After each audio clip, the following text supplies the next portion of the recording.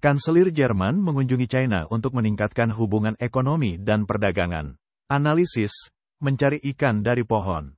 Saat Uni Eropa menyelidiki China untuk potensi subsidi, Kanselir Jerman, Scholz, memimpin delegasi ke China dari tanggal 14 hingga tanggal 16 April di tengah pertanyaan tentang apakah kunjungan tersebut dapat meningkatkan hubungan ekonomi dan perdagangan antara Jerman, Eropa, dan China.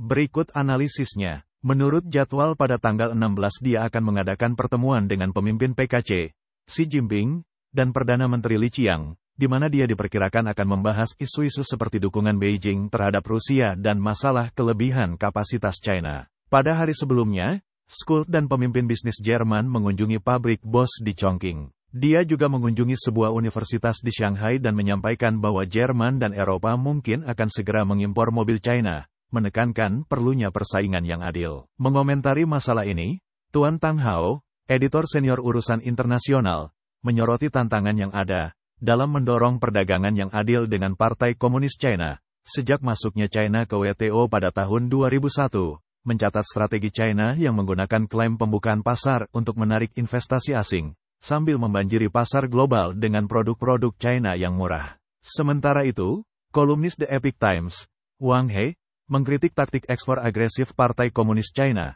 terutama di sektor-sektor seperti kendaraan listrik dan baterai, yang bertujuan untuk mencapai tujuan dominasi ekonomi global, yang bertentangan dengan kepentingan Jerman. Dia menggarisbawahi pentingnya persaingan yang sehat, sebuah sentimen yang digaungkan oleh Kanselir Scholz.